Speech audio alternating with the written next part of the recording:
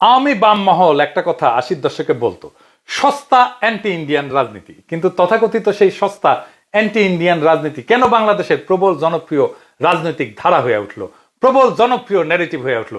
কেন দামি রাজনীতিগুলো মার খেয়ে গেল? বাংলাদেশের রাজনীতিতে অ্যান্টি ইন্ডিয়ান রাজনীতির ধারা এতই প্রবল যে এখন কোনোভাবে ভারতের প্রশ্নে রাজনৈতিক দলকে, এমনকি সুশীল সমাজকে প্রকাশ্যে অবস্থান নিতে হচ্ছে। কিন্তু কেন বাংলাদেশের রাজনীতি এইভাবে ভারত বিরোধিতার জায়গা করে নিল? আর কেনই বা আমাদের স্পষ্টভাবে বোঝা দরকার এই অ্যান্টি ইন্ডিয়ান বলতে আমরা কি বুঝবো, এবং এই রাজনীতির আদৌ কোনো ঐতিহাসিক প্রয়োজন আছে কিনা? এই যে ভারত বিরোধিতা, এটা কি ভারত রাষ্ট্রের বিরুদ্ধে? না, একেবারেই না। বাংলাদেশে অ্যান্টি ইন্ডিয়ান রাজনীতি যত না ভারতের বিরুদ্ধে, তার চেয়ে বেশি দেশের ভিতরে, মানে বাংলাদেশের ভিতরে একটা বিশাল ঐতিহাসিক রাজনৈতিক ভাবনা, মতবাদ বা আইডিওলজির বিরুদ্ধে। এই কারণেই এই অ্যান্টি ইন্ডিয়ান রাজনীতি শুধু একটা ক্ষুদ্র গোষ্ঠীর বিষয় হয়ে থাকতে পারেনি। দেশের বেশিরভাগ নাগরিক এই রাজনীতির স্টেক হোল্ডার হয়েছে, এবং তাই হাসিনা পালায় যাওয়ার পরেও সমস্ত রাজনৈতিক পক্ষেরই একটা অ্যান্টি ইন্ডিয়ান পজিশন প্রয়োজন হয়ে পড়ছে। সেই জন্যই তারেক রহমানকে বলতে হয় দিল্লি নয়, কিন্তু দিল্লি বললে যদি আবার দিল্লি রাগ কইরা বসে, সেজন্য আবার বলে পিন্ডি নয়, বুঝছাও?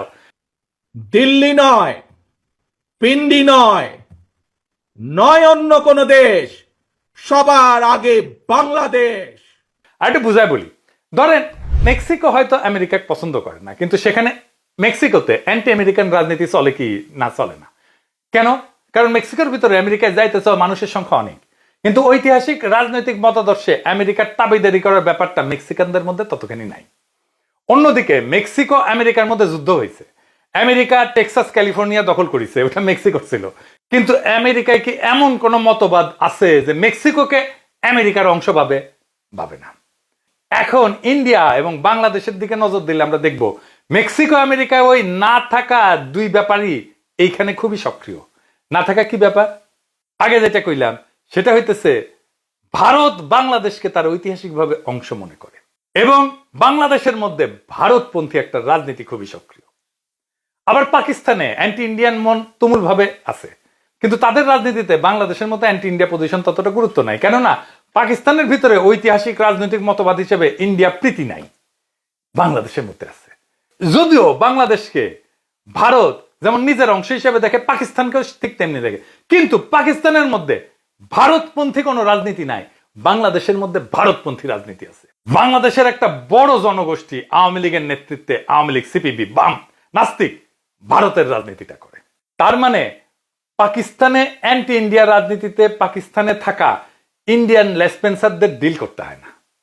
বাংলাদেশে একটা বিশাল জনগোষ্ঠী আছে যারা ইন্ডিয়ান লেসপেন্সার, আমাদের আসলে তাদেরকে ডিল করতে হয়।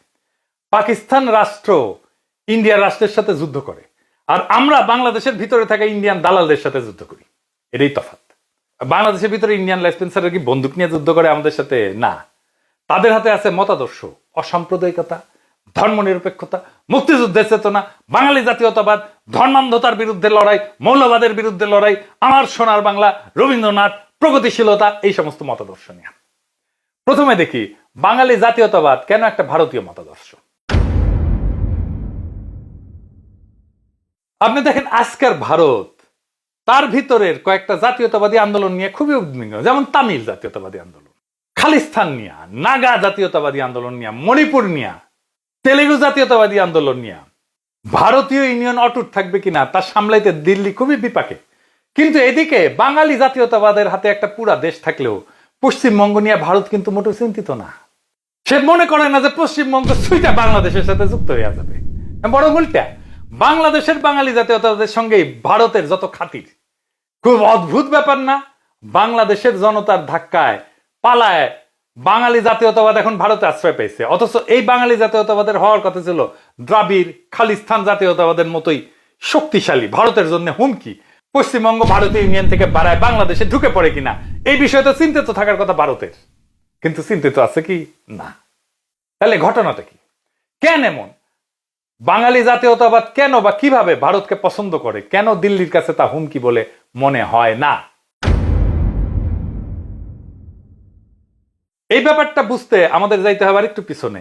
ইংরেজ উপনিবেশিক শাসনে, কলোনিয়াল শাসনের রাজধানী কলকাতার দিকে নজর দিতে হবে কিছুটা। তারপরে 1885 সালে কংগ্রেস জন্ম নেওয়ার পরের রাজনীতির দিকে নজর দিতে হবে। 1900 সালের পরে তো অবশ্যই, তারও আগে 1857 সালের মহাবিপ্লব, যেটাকে সিপাহী বিপ্লব বলে ইন্ডিয়ানরা, ওই সময় থেকে ব্রিটিশ ইন্ডিয়া শব্দটা আপনি বারবার পাবেন। মনে হবে যেন এটি স্বাভাবিক। আগেও যেমন এমন নামেই ডাকা হইতো। সিপাহী বিপ্লবের আগে ভারতকে ব্রিটিশ ইন্ডিয়া বলে ডাকা হইতো কি না। ইংরেজদের নথিপত্রেও আগে হিন্দুস্থান লেখা হইতো, ব্রিটিশ ইন্ডিয়া না। মোগল আমলে এই নামটা স্থায়ী হয় এবং সেটাই চলতেছিল।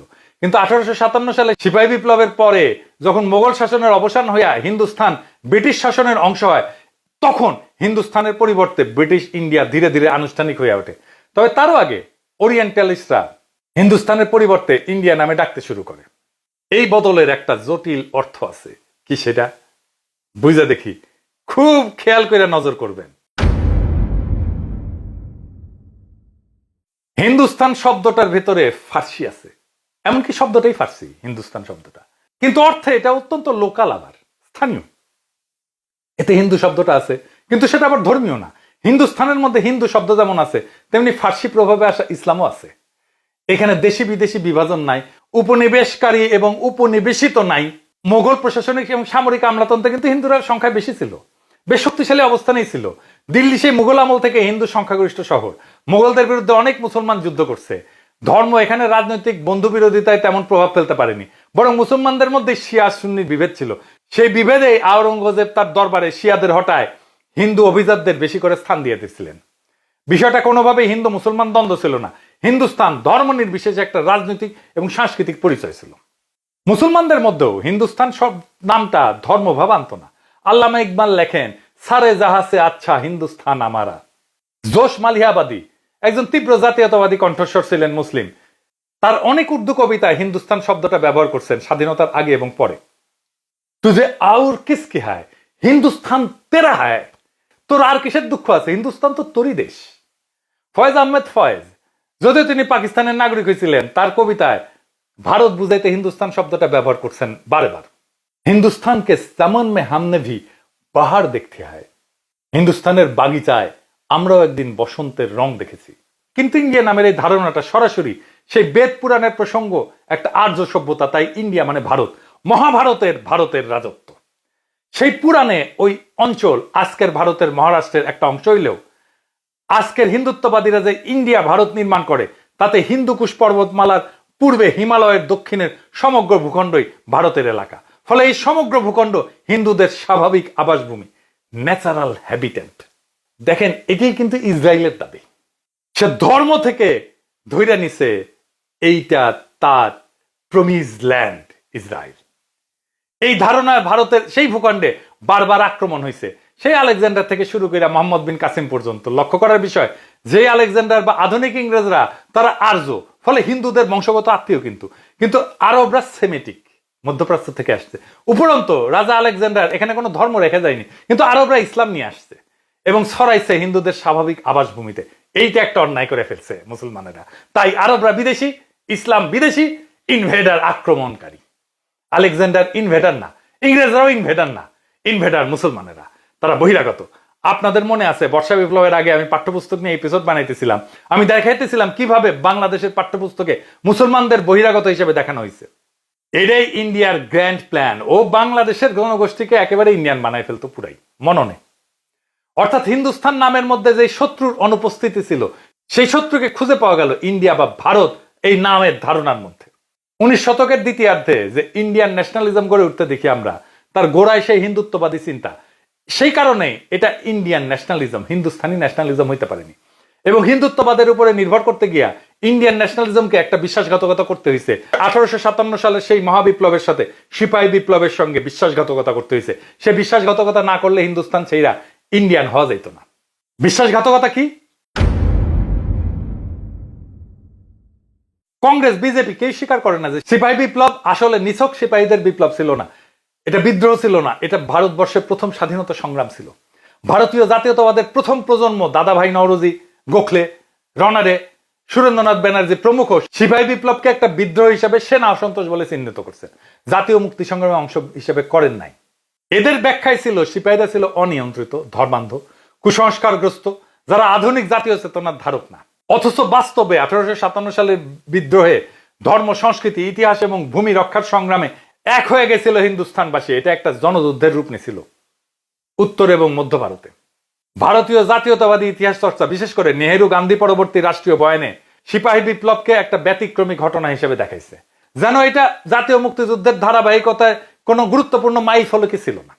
স্কুলের বই ইন্ডিয়ায় দেখানো হয় যে সিপাহীরা শুধু ধর্মীয় কারণে ক্ষুব্ধ ছিল, রাজনৈতিক লক্ষ্য ছিল না।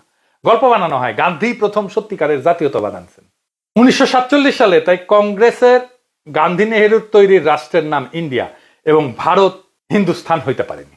তাদের জাতীয় সঙ্গীত হইতে পারেনি সারা জাহাসে আচ্ছা হিন্দুস্তান আমারা। মহাভারতের ধারণা ভারত রাষ্ট্রের গোড়া হওয়ার কারণেই নেহেরু কংগ্রেসের জন্য ইউনাইটেড ইন্ডিয়া প্রয়োজন হয়ে দাঁড়াইছিল। সেই কারণে জিন্নার কনফেডারেট ইন্ডিয়া গঠনের প্রস্তাব তারা প্রত্যাখ্যান করে, বা বাংলাদেশ নামে আলাদা একটা রাষ্ট্রের ধারণা জিন্না মানলেও কংগ্রেস নেহেরু তা মেনে নেয় না। এই জন্যই সিকিম বা হায়দ্রাবাদ দখল করতে হয়েছে নেহেরুর কংগ্রেসকে, ভুটানকে করদ রাজ্য বানাইতে হয়েছে, সমস্ত প্রিন্সলি স্টেটকে খাইয়া ফেলতে হয়েছে, শেষে কাশ্মীরকেও খাইয়া দিছে। খেয়াল করলে দেখবেন ইন্ডিয়া একটা কান্ট্রি ইন মেকিং। 1947 সাল তার আধুনিক সূচনা বিন্দু মাত্র। একটা নদীর যেমন চর জাগে নতুন জমি হয়, তেমন ভারত ক্রমাগত তার বর্ডার বাড়াইছে, তার ভূমি বাড়াইছে। 1948 সালে 82,000 বর্গ মাইল এলাকার নিজাম শাহী হায়দ্রাবাদ রাজ্য আক্রমণ করে দখল করে নেয়। জম্মু কাশ্মীর 16,309 বর্গ মাইল এলাকা, জুনাগড় রাজ্য 3,337 বর্গ মাইল এলাকা, 1961 সালে গোয়া রাজ্য 1,429 বর্গ মাইল এলাকা, 1975 সালে সিকিম রাজ্য 2,740 বর্গ মাইল এলাকা। বাংলাদেশকে যদিও যুক্ত করে নাই, কিন্তু তাকে একটা করদ রাজ্য বানাইছে। বাংলাদেশকে ধরলে সর্বমোট 1,62,405 বর্গ মাইল এলাকা সামরিক অভিযান চালায় দখল করে ফেলে। এই এলাকা জার্মানি অথবা পোল্যান্ডের এরিয়া থেকেও বেশি।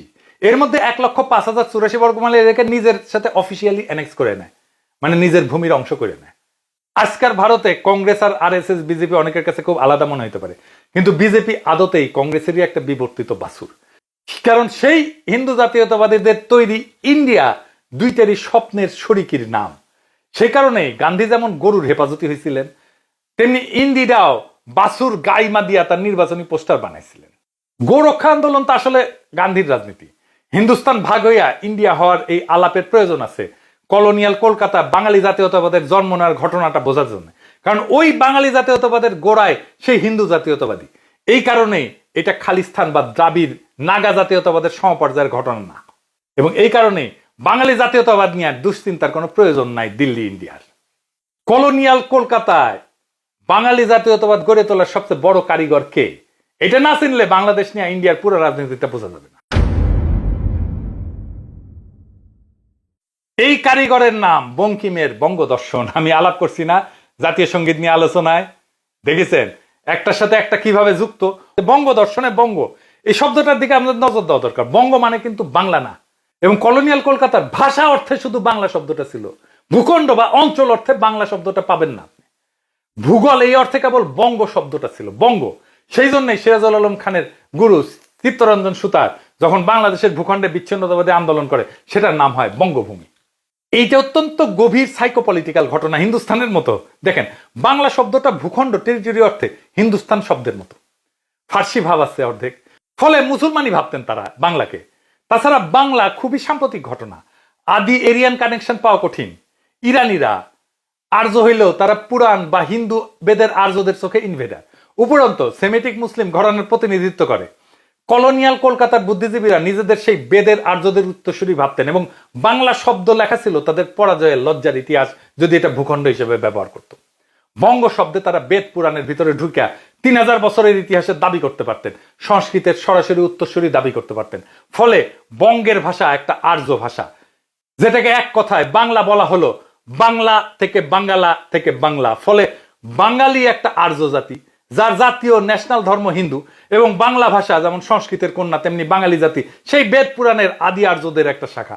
ফলে বাঙালি একটা জাতি যারা ইন্ডিয়ান নামের মহাজাতির উত্তরসূরি, এবং বাঙালির মতো আরো অনেক শাখা মিলে এখনো সেই মহাজাতি বহাল তবিয়াতে টিকে আছে। বাঙালি এবং ইন্ডিয়ান ভারতীয় কিভাবে আত্মীয়, তাদের আর্য আত্মীয়তা এবং বাঙালি হয়ে কিভাবে ইন্ডিয়ান ভারতীয় হওয়া যাচ্ছে, দুয়ের কোনো দ্বন্দ্ব বা সংঘাত কেন নাই, এই বিষয়ে বঙ্কিম বিস্তারিতভাবে লিখছেন তার বঙ্গদর্শনে। ইন্ডিয়ান আর্য ভারত নিয়ে বঙ্কিমের স্বপ্ন পরে আগায় নিয়ে গেছেন রামকৃষ্ণের শিষ্য বিবেকানন্দ, তারপর রবীন্দ্রনাথ, অবনীন্দ্রনাথ আঁকছেন ভারত মাতা, এবং শেষ পর্যন্ত কংগ্রেস বানাইছে ইন্ডিয়া ভারত। এই যে দীর্ঘ পথ এবং তার বাঘগুলাকে বিবেচনায় রেখে আমি তাই বলি যে ইন্ডিয়া ভাগ হয়নি, বরং হিন্দুস্তান কয়েক ভাগ হয়েছে, যার মধ্যে একটার নাম ইন্ডিয়া। ফলে ব্রিটিশ ইন্ডিয়া মানে তাদের চোখে একটা অখণ্ড জমিন ভারত।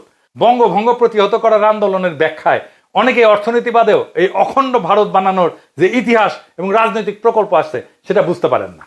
ধারণা হিসাবে বঙ্গভঙ্গ মুসলমানদের রাজনৈতিক অধিকার স্বীকৃতি দেওয়ার মধ্যে দিয়ে তাদের স্থানীয় হিসেবে মেনে নেওয়া হয়। তাদের বিদেশি ভাবা তখন কঠিন হইয়া পড়ে। ফলে যে চিন্তা থেকে বঙ্গভঙ্গ প্রতিহত করতে উঠলেন তারা, সেই চিন্তা থেকেই পাকিস্তানকেও প্রতিহত করতে হয়।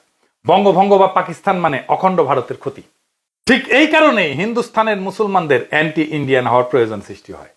এই অ্যান্টি ইন্ডিয়ান মানে বর্তমান ভারত রাষ্ট্রের প্রতি শত্রুতা না, বরং সেই হিন্দু জাতীয়তাবাদী ইন্ডিয়া বা অখণ্ড ভারত নামের ইতিহাস রাজনৈতিক প্রকল্পের প্রতি শত্রুতা। যেই প্রজেক্ট আজকে ভারত এগায় নিয়ে যাচ্ছে এবং যা আজকের ভারতে আরো বেশি শক্তিশালী। হিন্দুস্তানের মুসলমানদের অ্যান্টি ইন্ডিয়ান না হওয়ার কোনো উপায় নাই, কারণ তা না হলে 60 কোটি মুসলমানদের রাজনৈতিক অধিকার থাকে না। তারা যেন বা ঘুরে বেড়ানো বিদেশি অতিথি মাত্র। অখণ্ড ভারত নামের সেই ইতিহাস রাজনৈতিক প্রকল্প ওইভাবে দেখে বলে বাবরি মসজিদ ভেঙে ফেলতে হয়, তাজমহল হয়ে যায় একটা শিব মন্দির। হিন্দুস্তানের সকল মসজিদ সেই ইন্ডিয়ান আর্যদের পরাজয় এবং মুসলমানদের বেদখলের চিহ্ন। এইগুলা ওই ভূমিতে থাকার অধিকার রাখে না মোটেই, তাই ভেঙে ফেলতে হবে। এটাই ভারতের রাজনীতি। হিন্দু জাতীয়তাবাদী বর্ণবাদী, যেটা আর্য অহংকারী জেনোফোবিক বেদ পুরাণকে ইতিহাস ধরে নাও অখণ্ড ভারত নামের ইতিহাস রাজনৈতিক প্রকল্পের খপ্পর থেকে নিজেদেরকে বাঁচাইতে হিন্দুস্তানের মুসলমানদের মরিয়া রাজনীতির নামই পাকিস্তান আন্দোলন। তখনকার ইতিহাস হিন্দু জাতীয়তাবাদী ধোয়ার মতো আফসা না থাকলে সেটা হইতে পারত হিন্দুস্তান আন্দোলন। অন্তত জিন্নার স্বপ্নের সঙ্গে হিন্দুস্তান শব্দটা বেশি মানানসই, কারণ জিন্না কোনো ইসলামী রাষ্ট্র করার চেষ্টা করেনি, বরং ব্রিটিশ ইন্ডিয়ার সংখ্যালঘুদের রাজনৈতিক অধিকার প্রতিষ্ঠার লড়াই করছেন। অখণ্ড ভারতের হাত থেকে প্রায় 25% মানুষের মর্যাদা রক্ষার চেষ্টা করছেন জিন্না। তার কথায় ব্যাপারটা এমন যে অখণ্ড ভারতে মুসলমানরা কাস্ট সিস্টেমের অধীনে চলে যাবে। বাংলার মুসলমানদের জন্য পাকিস্তান আন্দোলন আরো বেশি জরুরি হয়ে উঠছিল আর একটা কারণে। কি সেই কারণ? বাংলার জমিদাররা প্রায় সবাই ছিলেন ব্রাহ্মণ উচ্চবর্ণ হিন্দু। বাংলার মুসলমানরা হিন্দু শূদ্র কৃষকদের তুলনায় ওই জমিদারদের অতিরিক্ত জুলুমের শিকার হয়েছিলেন গরু খাইতে চাওয়ার কারণে। জরিমানা থেকে চাবুক, সম্পত্তি বাজেয়াপ্ত করার অগণিত ঘটনা ঘটছে 19 শতকের দ্বিতীয়ার্ধে। ধৈরা ধৈরা বাঁশডলা দিত। বাঁশডলা ওই সময় জমিদারদের শাস্তি ছিল। শাস্তির এরকম তালিকা আছে মুনতাসির মামুনের বইয়ে। ব্রিটিশ বাংলায় গরু জবাইয়ের রাজনীতির শেষ ফলাফল হইল ঢাকায় মুসলিম লীগের উদ্ভব। এমনকি বঙ্গভঙ্গের পিছনেও একটা কারণ হিসেবে মুসলমানদের গরু খাইতে যাওয়ার ঘটনাটা ছিল, এমনটা ভাবার কারণ আছে। গরু কোরবানি আমাদের ভূখণ্ডের কালচারাল রেজিস্ট্যান্সের একটা চিহ্ন। এই জন্য গরু কোরবানি নিয়ে সকল নাস্তিক সেকুলারদের চুলকানি। ওনারা কোরবানি আসলে পশুপ্রেমী হয়ে যায়, আর কচু খেতিরা বুঝতে পারেন না গরু কোরবানির মধ্যে কালচারাল রেজিস্ট্যান্সটা কোথায়। মূর্খ তো সেজন্য double drop out. Daily star প্রথম আলোর সামনে গরু কোরবানির দুঃস্বপ্ন এখনো তারা ভুলতে পারে না। গরু কোরবানি কেন বাংলাদেশে জনপ্রিয় এটা তত্ত্ব তালাশ না করলে আপনি 1 শতাব্দী প্রাচীন রাজনৈতিক লড়াইকে বুঝতে পারবেন না। তাহলে পূর্ব বাংলার মুসলমানরা 2টা কারণে পাকিস্তান আন্দোলন করেছে। কি কি? রাজনৈতিক আর সাংস্কৃতিক অধিকার। কাস্ট সিস্টেমের অধীনে যাইতে অনিচ্ছা, এটা রাজনৈতিক অধিকার। আর আরামে গরু খাওয়া সাংস্কৃতিক অধিকার। আরামে গরু খাওয়াটা এই জন্যই জরুরি। বাংলার মুসলমান এবং হিন্দুস্তানের মুসলমানরা জিন্নার মাধ্যমে পাকিস্তান অর্জন করলো। তার কিছুদিন পরে জিন্না মারা গেলেন দুঃখজনকভাবে, এবং এইটা পাকিস্তানের জন্য খুবই খারাপ হয়েছিল। জিন্না মারা যাওয়ার পরে পাকিস্তান প্রকৃতপক্ষে তার গতি হারায় ফেলে, তার লক্ষ্য হারায় ফেলে, তার ভিশন হারায় ফেলে। সে একটা ইসলামী রাষ্ট্র হয়ে ওঠার দিকে যুক্ত থাকে। জিন্নার এজেন্ডা তেমন ছিল না। এমনকি তিনি যখন উর্দুকে রাষ্ট্রভাষা হিসেবে ঘোষণা করলেন, সেটা আসলে মুঘল হিন্দুস্তানের উত্তরাধিকার হইতে চাওয়া।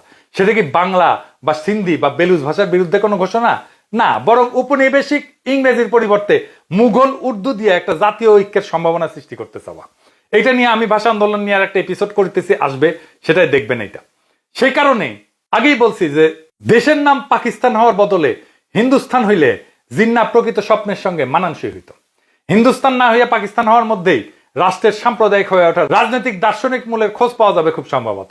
শব্দটা পাকিস্তান হইলেও যোগেন মন্ডলরা তারা মনে করছেন সে এটাই হিন্দুস্তান। যোগেন মন্ডলের বিষয়টা জানেন তো? যোগেন মন্ডল ছিল পূর্ববঙ্গের দলিত হিন্দুদের নেতা। তারাও পাকিস্তান আন্দোলন করছিল। পাকিস্তান আন্দোলন শুধু মুসলমানদের আন্দোলন ছিল না, এটা ছিল ভারতবর্ষের সংখ্যালঘু সম্প্রদায়ের আলাদা রাষ্ট্রের আন্দোলন। যোগেন মন্ডল পাকিস্তানের মন্ত্রী হয়েছিলেন, কিন্তু জিন্নার মৃত্যুর পরে টিকতে পারেন নাই, পলায় ইন্ডিয়া চলে গেছিলেন। কিন্তু বাস্তবে পাকিস্তান হিন্দুস্তানের সংখ্যালঘুর রাষ্ট্র না হইয়া পাকিস্তান একান্তই মুসলমানদের রাষ্ট্র হয়ে উঠতে থাকায় পাকিস্তানে দাঙ্গা দেখতে হইলো আমাদের। যোগেন মন্ডলদের দেশ ছেড়ে চলে যাইতে হলো। আমাদের অনেকের খারাপ লাগলেও ইতিহাসের দায় মেটাতে আমাদের মানতে হবে যে সেটা ছিল পাকিস্তান রাষ্ট্রের বড় বিশ্বাসঘাতকতা যোগেন মন্ডলদের সাথে। এখনো ইন্ডিয়ানরা আইসা বলে যে যোগেন মন্ডল কেন ইন্ডিয়া পালাইছিল। পাকিস্তান রাষ্ট্রে যোগেন মন্ডল শুধু না, বাঙালি মুসলমানদেরকে তো রাখতে পারে নাই, তাই না?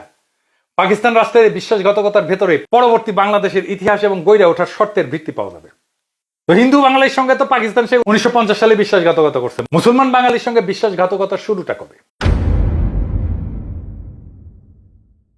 এইটা হচ্ছে যুক্তফ্রন্ট সরকার ভেঙে দেওয়ার ঘটনায়। তার আগে উর্দুকে রাষ্ট্রভাষা হিসেবে জিন্নার ইংরেজি ঘোষণার কমিউনিকেশনও খারাপ ছিল। মুসলমান বাঙালির মনে পাকিস্তান রাষ্ট্রের ইচ্ছা নিয়ে সন্দেহ জন্মাইছে সেই ঘটনায় 1952 সালে, যেটা বড় বিপর্যয় হিসেবে হাজির হয়েছে। তবুও মুসলমান বাঙালির সঙ্গে গোজামিলের মিল বিষ ঘটতে পারতো হয়তো, কিন্তু একটা ঘটনা সবকিছু পাল্টায় দেয়। 1965 সালের যুদ্ধে মুসলমান বাঙালির কালেকটিভ সাইকিতে প্রকৃত ক্ষত তৈরি হয়। পাকিস্তান রাষ্ট্রের বিশ্বাসঘাতকতা সম্পর্কে মুসলমান বাঙালির সন্দেহ দৃঢ় বিশ্বাসের রূপ নেয়। 65 সালে কি হয়?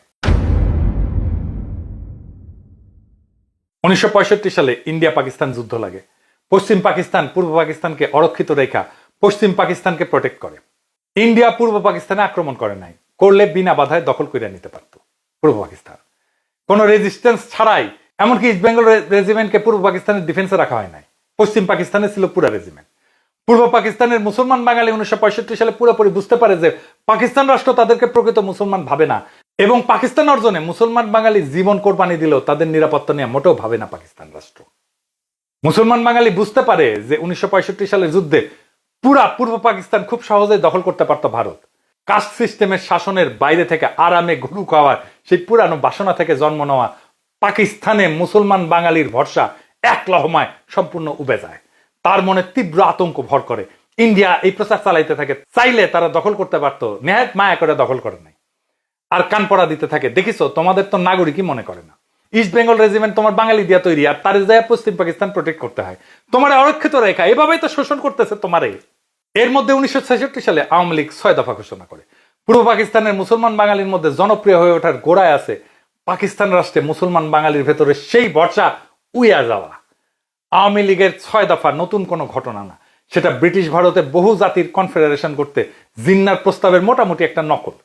জিন্না যেটা ব্রিটিশ ভারতে চাইছিলেন সেটাই আওয়ামী লীগ পাকিস্তানে চায় মাত্র। তবে 6 নম্বর দফায় একটা বাড়তি নজর দিতে হবে আমাদের। কি সেটা? খুবই গুরুত্বপূর্ণ বিষয় আছে, আপনি 65 যুদ্ধের সাথে মিলাইতে পারবেন। 65 যুদ্ধে যে নিরাপত্তাহীনতা জন্ম নিয়েছিল বাঙালি মুসলমানের মনে, সেটা মিলাইতে পারবেন। কি সেটা? 6 নম্বর দফাটা এরকম: আঞ্চলিক সেনাবাহিনী অঙ্গরাজ্যগুলোর আঞ্চলিক নিরাপত্তা ও আত্মরক্ষার জন্য আলাদা প্যারামিলিটারি বা আধা সামরিক বাহিনী গঠন ও পরিচালনা করতে পারবে। 1965 সালের যুদ্ধের পরে মুসলমান বাঙালির ভাবনা পাওয়া যাচ্ছে ওই 6 নম্বর দফায়। এমন যে ভারতের খপ্পর থেকে নিজের নিরাপত্তা নিজেকেই দেখতে হবে মুসলমান বাঙালির, তাই না? এইভাবেই পাঠ করতে হয় ইতিহাস। সেই সময়কার সাইকিটা বুঝতে হয়। কেন 6 দফা? কেন 6 দফার মধ্যে এই দফাটা ঢুকলো? 6 দফা নিয়ে আমি একটা এপিসোড করছি, কিন্তু দেখেন কেমনে একটা রাজনৈতিক বয়ান তৈরি হয় জনগোষ্ঠীর একটা কালেকটিভ ইনসিকিউরিটি থেকে, সেটা বুঝতে পারছেন। বাংলাদেশের ইতিহাস বোঝাবুঝিতে একটা মৌলিক ভুল এইখানেই। ইতিহাসে বাংলাদেশের জন্ম নেওয়ার প্রয়োজনটা আসলে মুসলমান বাঙালির নিরাপত্তা ভাবনার ফল, যেটাকে অনেকেই বাঙালি জাতীয়তাবাদের সাফল্যের একটা রাজনৈতিক ঘটনা হিসেবে প্রস্তাব করছেন। কলোনিয়াল কলকাতায় জন্ম নেওয়া বাঙালি জাতীয়তাবাদ মানে বঙ্গোপসাগর হইয়া ভারত মহাসাগরে গিয়া ইতিহাস রাজনৈতিক পরিতৃপ্তি। বাংলাদেশ মানে কোনোভাবেই সেটা না। বাঙালি জাতীয়তাবাদের একটা ভার্সন ঢাকাতেও বানানোর চেষ্টা ইতিহাসে পাওয়া সম্ভব, তবে সেইখানে এই বাঙালির জাতীয় ধর্মের নাম ইসলাম। আব্দুল ওয়াদুদ থেকে আবুল মনসুর আহমেদে যেটার নিশানা আমরা পাই, এমনকি আনিসুজ্জামানদের মুসলিম বাংলা সাহিত্যের ধারণাতেও সেটা আছে। শেখ মুজিব ছিলেন সেই অর্থে মুসলমান বাঙালি, ঢাকাই বাঙালি জাতীয়তাবাদের সেবক। যেখানে হাসিনা শাসনকালে দখলদারি বজায় রাখতে বাঙালি জাতীয়তাবাদ পুরাটা কলকাতাইয়া বা ভারতীয় হয়ে উঠতে হয়েছে। এই হিসাবে শাহরিয়ার কবির, জাফর ইকবাল, নিজাম মজুমদারের তুলনায় খোদ শেখ মুজিবই কম আওয়ামী লীগ, তাই না? বাংলাদেশে অ্যান্টি ইন্ডিয়ান রাজনীতির প্রয়োজন এখানে।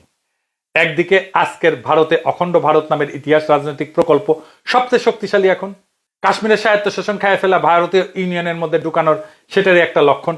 আরেকদিকে বাংলাদেশের ভেতরে কলকাতায় বা ভারতীয় বাঙালি জাতীয়তাবাদের অগণন এজেন্সি তৈরি হয়েছে। মতি মাহফুজ গং আছে, প্রথম আলো দিল্লি স্টার আছে, দেশভাগ নিয়ে কান্নাকাটি আছে, শাহাদুজ্জামান ধরনের বামাচারীদের রঠাপ্রীতি আছে, সাহিত্যিক কায়দা কানুন আছে, কলকাতার বাংলা ভাষা আছে। এইটা কলকাতার বাঙালি জাতীয়তাবাদ দিয়ে ভারত মহাসাগরে পড়া ইতিহাস রাজনৈতিক সাংস্কৃতিক পরিতৃপ্তি পাইতে চাইতেছে। বাংলাদেশে অ্যান্টি ইন্ডিয়ান রাজনীতি তাই হিন্দু, এমনকি হিন্দুত্ব বিরোধী কোনো ব্যাপার না। এমনকি ভারত নামের ইতিমধ্যে প্রতিষ্ঠিত রাষ্ট্রের বিরোধিতাও না। এর মানে ভবিষ্যতে হইয়া উঠতে চাওয়া ভারত, বেদ পুরাণকে ইতিহাস মনে করা অখণ্ড ভারত, ভারত নামের সাম্রাজ্যবাদী জাত্যাভিমানী ইতিহাস রাজনৈতিক প্রকল্পের খপ্পর থেকে মুসলমান বাঙালির নিরাপত্তার প্রশ্ন, যার বিরুদ্ধে কাজ করতেছে বাংলাদেশের ভেতরেই বহু এজেন্সি। এবং আমরা চাই বিএনপি যেন এই এজেন্সি হইয়া না ওঠে। কেবল মুসলমান বাঙালি না, যোগেন মন্ডলরা যে ভাবনা থেকে পাকিস্তান চাইছিলেন, শূদ্র দলিত হিন্দুর নিরাপত্তার বিষয়টাও সেইখানে। কেননা এখনো ভারতে তো দলিত হিন্দুকে পেটানো হয় ব্রাহ্মণের রাস্তায় হাঁটার জন্য বা গরু খাওয়ার অপরাধে। দলিত হিন্দুরা তো গরু খায়, তাই না?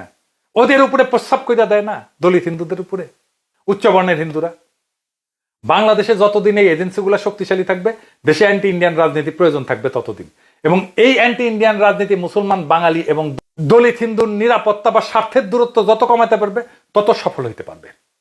হিন্দু মুসলমান ছাড়া, এই দুইটা বড় ধর্ম ছাড়া বাংলাদেশে আরো বহু জাতি আছে। বাংলাদেশে যদি সেই জিন্নাত দৃষ্টিতে দেখা একটা বহু জাতির কনফেডারেশন হিসেবে ভাবা সম্ভব হয়, যেখানে সকল জাতির অভিন্ন স্বার্থের নাম বাংলাদেশ, সেটাই অ্যান্টি ইন্ডিয়ান রাজনীতির শেষ গন্তব্য হবে। যে কোনো নিপীড়ন অতিক্রম করতে চাওয়া একটা ইতিহাস রাজনৈতিক প্রকল্প হয়ে উঠতে না পারলে সত্যিকারের সাফল্য ঘটবে না সেই রাজনীতির। পাকিস্তান রাষ্ট্রের মতো বিশ্বাসঘাতকতা কইরা যেন তাসের রাষ্ট্র না বানাই, আমরা কিন্তু পারবো এটা করতে। সেইটা করার সম্ভাবনা তৈরি হয়েছে হাসিনাকে খেদানোর পরে। বাংলাদেশের রাজনীতি আজ এক সন্ধিক্ষণে দাঁড়ায় আছে, যেখানে পুরানো ভ্রান্তি আর নতুন বোধের সংঘর্ষ চলতেছে। আর সেই সংঘর্ষের মধ্যে জন্ম নিচ্ছে আগামী দিনের দিক নির্দেশনা। যারা এখনো ভাবে যে অ্যান্টি ইন্ডিয়ান রাজনীতি শুধু কিছু র্যাডিক্যাল আবেগী প্রাদেশিক মানুষের ছেলে খেলা, তারা ইতিহাসের সবচেয়ে গুরুত্বপূর্ণ সংকেতগুলো বুঝতে ব্যর্থ। এই রাজনীতি কোনো প্রতিক্রিয়া না, বরং এক দীর্ঘ গভীর প্রজন্মান্তরে সঞ্চিত রাজনৈতিক আত্মচেতনার প্রকাশ। একটা ঐতিহাসিক বিশ্বাসঘাতকতার বিরুদ্ধে উত্তরাধিকার রক্ষা করা, সাংস্কৃতিক অসম্মানের বিরুদ্ধে অস্তিত্বের লড়াই, আর নাগরিক মর্যাদা ছিনিয়ে নেওয়ার একটা যৌক্তিক প্রতিরোধ। এটা কেবল ভারত রাষ্ট্রের বিপক্ষে না, বরং সেই ইতিহাস রাজনৈতিক প্রকল্পের বিরুদ্ধে যা আমাদের ভিতরে ঢুকে পড়া আমাদের শিকড় কাটতে চায়, আমাদের আত্মপরিচয় মুছে ফেলতে চায়। বিএনপি কিংবা অন্য যে কোনো দল যদি এই জনগোষ্ঠীর প্রাতিষ্ঠানিক সত্তা, সাংস্কৃতিক অধিকার আর রাজনৈতিক নিরাপত্তার এই সংগ্রামকে না বোঝে, তবে ইতিহাস তাদের ক্ষমা করবে না। এই সংগ্রাম কোনো দলের একার না, এটা পুরা জাতির আত্মরক্ষার সংগ্রাম। আমাদের সামনে একটা সুযোগ আসছে, ভারতের ইতিহাস রাজনীতির আগ্রাসন এবং আওয়ামী দালালি সিস্টেমের ধ্বংসস্তূপের উপরে দাঁড়ায় এক নতুন বাংলাদেশ নির্মাণের সুযোগ। এই অভিযাত্রায় ভারতের রাজনৈতিক আকাঙ্ক্ষার বিরুদ্ধে স্পষ্ট অবস্থান নিতে হবে। বাংলাদেশ একটা মাত্র জাতির না, বহু জাতির সম্মিলিত চুক্তিনামা, যেখানে মুসলমান, হিন্দু, আদিবাসী, দলিত, নারী, গ্রাম আর শহর সবার অভিন্ন স্বার্থে লেখা থাকবে আমরা কেউ কারো উপর কর্তৃত্ব করব না, কেউ কারো দালাল হব না। আমরা সবাই এই মাটির মালিক। এই মাটির মিছিলে যারা থাকবেন তাদের কণ্ঠ উঠবে সেই চিরচেনা ধ্বনি। আমরা দালালি চাই না, আত্মমর্যাদা চাই। আমরা করুণা চাই না, অধিকার চাই। আমরা বিভক্তি চাই না, একতা চাই। বাংলাদেশের পক্ষে একতা, অখণ্ড ভারত নামক প্রকল্পে বিলীন হয়ে যাওয়ার আশঙ্কার বিরুদ্ধে। বাংলাদেশের ভূখণ্ডের জনগণের একটাই আশঙ্কা, মহাভারত নামের ব্ল্যাক হোল আমাদের কাশ্মীরের মতো, হায়দ্রাবাদের মতো খাইয়া ফেলে কিনা।